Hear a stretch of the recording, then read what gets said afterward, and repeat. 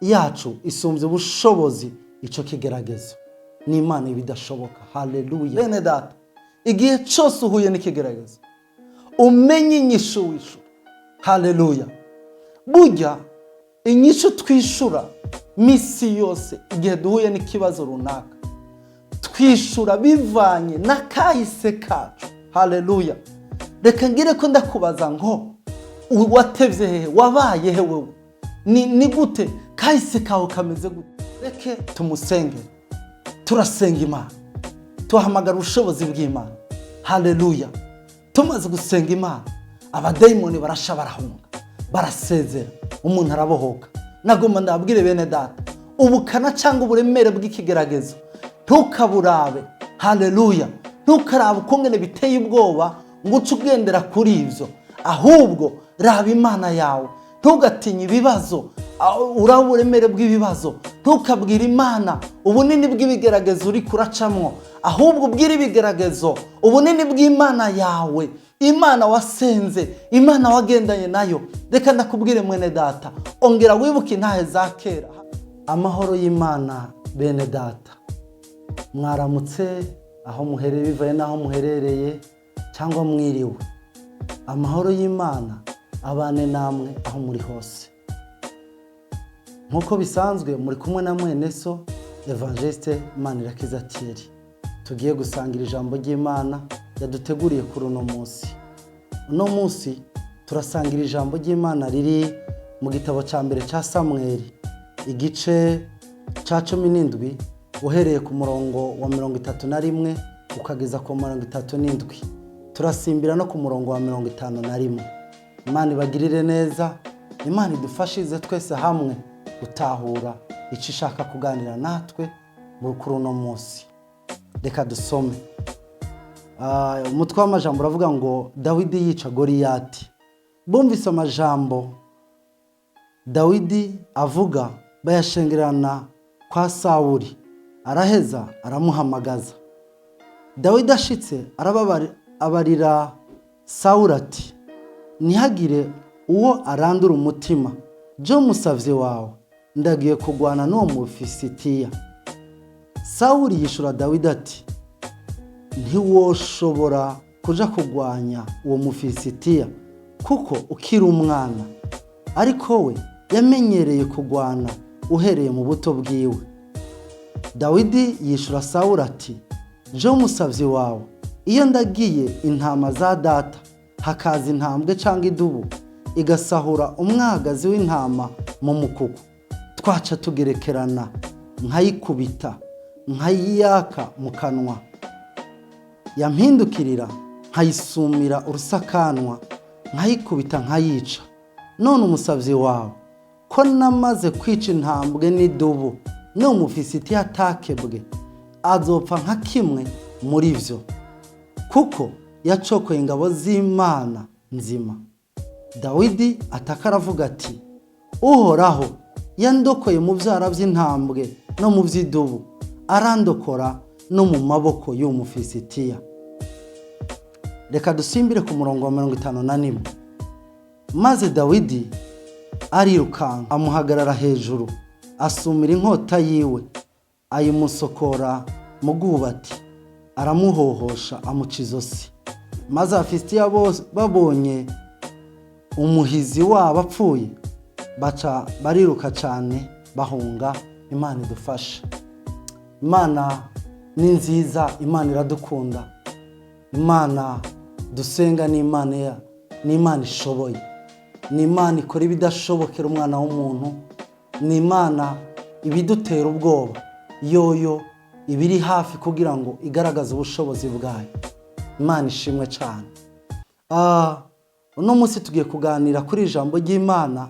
Umutwe w'amajambo uvuga ngo nturanduke umutima, Imana yacu isumbye ubushobozi ico kigeragezo. Ni Imana ibidashoboka. Haleluya. Imana dusenga isumbye ubushobozi ico kigeragezo. Mu buzima tubayemwo kenshi cyane duhura n'ibigeragezo bitandukanye. Ivyo bigeragezo biteye ubwoba cyane. Hari bamwe baranduka umutima bagahahamuka, ubwoba bukabica, ugasanga umuntu rimwe na rimwe akoze n'ibitokogwa, yiciriye inzira mu buryo bumwe cyangwa ubundi, kandi ibyo byose bimugeza ku kurimbuka, bimugeza ku gutsindwa. Imana idufashe cyane. Haleluya. Ubwoba nico gikoresho ca mbere Satani akoresha. Nta kintu na kimwe umwasa afise, nta kigwanisho gikomeye umwasa afise atari terabwoba. Mwene data, nagoma ndakubwire ngo ureke kugira ubwoba, ureke kuranduka umutima. Imana yacu isumvye ubushobozi ico kigeragezo uri kurahura naco. Imana ishimwe cyane. Haleluya. Imana dusenga isumvye ubushobozi ico kigeragezo. Hari igihe umuntu yumvira ati kigeragezo ndiko ndahura naco ni kigeragezo kidasanzwe, ni kigeragezo ukumva nkaho ari wowe wenyine mu isi uri kuragwana intambara, ukumva nkaho ari wowe wa mbere mu isi ukenye gusumba abandi, ukumva ingwara urwaye ari ingwara iteye ubwoba gusumba ingwara abandi bose bagwaye, ukumva umutima wawe urarandutse, ukumva yuko ikigeragezo uri kuragwana naco ari ikigeragezo kirenze ibindi bigeragezo byose. Mwene data, hari inkuru nziza ndagufitiye. Uyu Dawidi yaserutse igihe abantu bose bari batinye, bari bafise ubwoba. Hari kigatanya citwa Goliyati w'Umufilisitiya. Goliyati abantu bose yari yarabateye ubwoba, baramuraba, umuntu agahunga gusa kubwo kumuraba, kubwo kubona Goliyati akiruka agahunga. Abantu bagira ubwoba, Isirayeli igira ubwoba, baratinya, barahunga. Umunsi umwe umwana muto ya Dawidi aje kugemura bene se amubwira ngo genda uje kuraba bene wanyu uko ngene bamerewe. Dawidi aratabara aje kuri urwo rugamba atwawe n'misyo imwe yuko agiye kugemura ibyo kurya ashiriye bene wabo, araba uko bameze, none azotwara amakuru kwase amubwira ati naka aracariho cyangwa naka ntakiriho. Abana batabaye bagiye ku rugamba, hasigaye naka bimeze uko, atwara amakuru benayo. Haleluya. Ashitseyo asanga abantu ubwoba bwarabishe cyane, abantu baramerewe nabi, ariko arababwira ngo bene data, yaco mugira ubwoba, yaco muranduka umutima. Goliyati n'umuntu asanzwe, Goliyati tashigikiwe n'Imana, ariko twebwe turi ingabo z'Imana, dufise Imana muremyi w'ijuru n'isi ari mu ruhande rwacu. Amakuru yatwara kwa Sawuli amaze kumva amakuru arakaraba ku gahungu Dawidi, aramubwira ngo Dawidi, wewe uracyari umwana mutoya, wowe nta mashuri y'intambara wize. Yaramuravye, wowe Dawidi uri promotion yakangaye muri skamu, wewe fasha amashuri y'ico gihe, amashuri y'iki gihe ndiko ndagereranya. Aramubwira, wewe wize ivy'igisirikare, wakoreye hehe formation? Uyu Goliyati duhanganye kuva mu bwana bwiwe yari umusirikare akomeye, n'umusirikare akomeye cyane, yaca umuhangara wa mwana we yo kwica. Dawidi ndanezezwa n'ijambo yishe Goliyati, yamubwiye ngo haleluya. Bene data, igihe cyose uhuye n'ikigeragezo umenye inyishu wishu. Haleluya. Burya inyishu twishura misi yose igihe duhuye n'ikibazo runaka, twishura bivanye n'akahise kacu. Haleluya. Reka ngire ko ndakubaza ngo watevye hehe, wabaye he wewe? Ni gute kahise kawe kameze gute? Haleluya. Ndashaka kuvugana nawe mu Kristo. Umaze imisi hehe? Umaze imisi mu biki? Umaze imisi wimenyereje iki mu buzima bwawe? Wimenyereje gusenga, wimenyereje kuririmba, wimenyereje gukorera Imana, wimenyereje guhangana n'ibigeragezo, cyangwa uri umunyabwoba buri munsi akaje kose urahunga? Haleluya. Igihe kimwe twari ko turasenga, hari umuntu yatewe n'imuhemu mbi, yatewe n'abadayimoni. Hanyuma yararemze cyane kuko ukuntu yaramerewe byari biteye ubwoba. Abantu bagira ubwoba, bamwe baragira ubwoba ngo urumva ngo bajya abakozi b'Imana nibamusengera abadayimoni baca batwinjiramo. Abandi bavuga ati dutore iminyororo tumubohe kuko uyu muntu aratwica aratumara. Twebwe twari kumwe n'Imana, twizera Imana, tafata uyu muntu ntimumubohe, nimureke tumusengere. Turasenga Imana, tuhamagara ubushobozi bw'Imana. Haleluya. Tumaze gusenga Imana, abadayimoni barasha barahunga, barasezera, umuntu arabohoka. Nagomba ndabwire bene data, ubukana cyangwa uburemere bw'ikigeragezo ntukaburabe. Haleluya.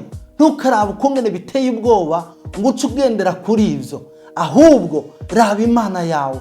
Ntugatinye ibibazo, uraba uburemere bw'ibibazo. Ntukabwira Imana ubunini bw'ibigeragezo uri kuracamwo, ahubwo ubwira ibigeragezo ubunini bw'Imana yawe, Imana wasenze, Imana wagendanye nayo. Reka ndakubwire mwene data, ongera wibuke intahe za kera. Haleluya. Dawidi yavuze intahe za kera, aravuga ngo jewe nkiri umwana ndagiye intama za data, hari dubu zaza n'intambwe bikaza kunyiba abagazi b'intama, narazisumira tukagwana nazo, nkazikura abagazi nkabakura mu kanwa k'idubu nkazica.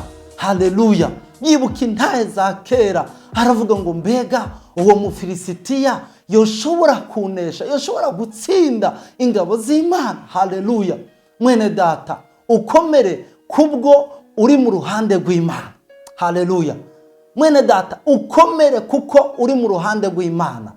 Turi mu ruhande rw'umwasi, turi mu ruhande rwa sekibi, turi mu ruhande rw'abarozi, turi mu ruhande rw'abapfumu. Inkomezi ufise n'iz'Imana. Haleluya. Uri mu nkomezi z'Imana, izera Imana umuremyi wawe, hanyuma urabe ico Imana igukorera. Imana ishimwe cyane.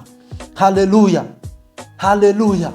Mwene data, barakubwira ngo ntibigishoboka, barakubwira ngo ntibikunda, barakubwira ngo ikigeragezo cyamaze kuba kirekire.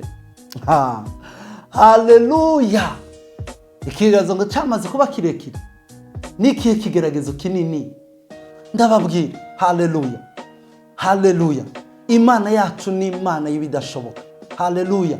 Imana dusenga ni Imana y'ibidashoboka, iseruka mu gihe cyayo, iseruka mu gihe cyayo. Igihe kigeze, igihe cy'Imana kigeze, Imana yacu irakora. Haleluya. Reka gukorera ku gihe cyawe, reka gukorera ku ma emosiyo yawe. Haleluya. Izera Imana. Ikigeragezo nicamara umusegonda uhangane naco, nicamara umunsi uhangane naco, nicamara isaha uhangane naco, ntusubire inyuma. Haleluya. Nicamara ukwezi uhangane naco, nicamara umwaka uhangane naco, kugeza Imana itabaye. Haleluya. Kugeza Imana itabaye. Reka guha umugongo ikigeragezo, hangana naco, nturanduke umutima mwene data. Iyo urandutse umutima, iyo ugize ubwoba, bigukwegera gutsindwa no kurimbuka, bigukwegera mu kunanirwa, bigukwegera mu gutsindwa. Ariko mwene data, iyo ushikamye, bigukwegera mu gutsinda, bigukwegera mu ntsinzi idasanzwe. Haleluya. Ikigeragezo mwene data, ndafashijwe cyane mwene data. Ikigeragezo igihe cyamaze kuduza idarapo y'intsinzi, niho Imana iseruka. Haleluya.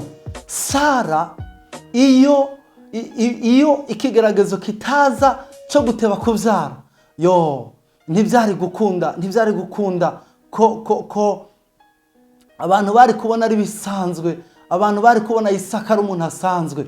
Ariko igihe Isaka abonetse, mu gihe cyo guteba, mu gihe cy'abantu bari barahebuye, baravuze ngo ntibigikunda, baravuze ngo uwo byaranse. Bene data, intahe ya Sara yabaye intahe ikomeye. Mu gihe Samweli yavuka, ikigeragezo cyari cyaradugije idarapo y'intsinzi, abantu bose bavuga ngo byaranse, ntibigishoboka. Mwene data, reka gucika intege, reka kuranduka umutima. Imana yacu ni Imana y'ibidashoboka, ni Imana ikora, ni Imana ishoboye. Haleluya. Rindira igihe cy'Imana, izera Imana.